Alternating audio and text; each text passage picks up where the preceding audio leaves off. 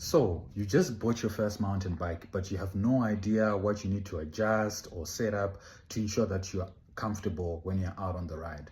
In this video, I'm going to share 3 things that I think you should adjust to make sure that you have the best ride when you're out on the trails. The first item on the list would be your seat height or your saddle height. You want to make sure that your seat is high enough so that you're able to fully stretch out your leg and there's only a little bit of a bend left in your knee. A lot of times when I'm out on the trails, I'll see beginners riding or sitting really low in their seat, and that makes it really difficult for you to pedal.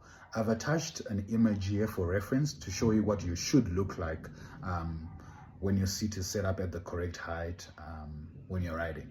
Okay, so the second thing that you need to set up is your brake levers. It should only require 1 or 2 fingers for you to press on your brakes. So there's 2 things that you need to adjust. You need to make sure that your brake levers are moved a little bit inside so that your fingers have enough space, your 1 or 2 fingers have enough space to depress the brakes while you're also able to maintain grip on the handlebars.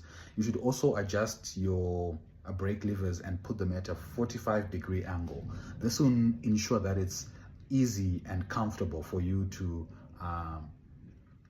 hold your brakes without having to do any special maneuvers on your fingers.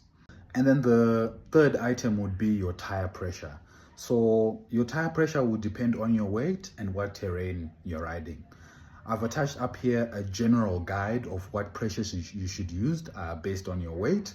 But a rule of thumb is if you're riding on tar road, you want to put a little bit more pressure because you want to be able to, there's a lot of grip on the road. So you want to reduce that rolling resistance. Whereas when you're out on the trail, you actually want to reduce the pressure a little bit so your tire can be able to grip the ground a little bit better.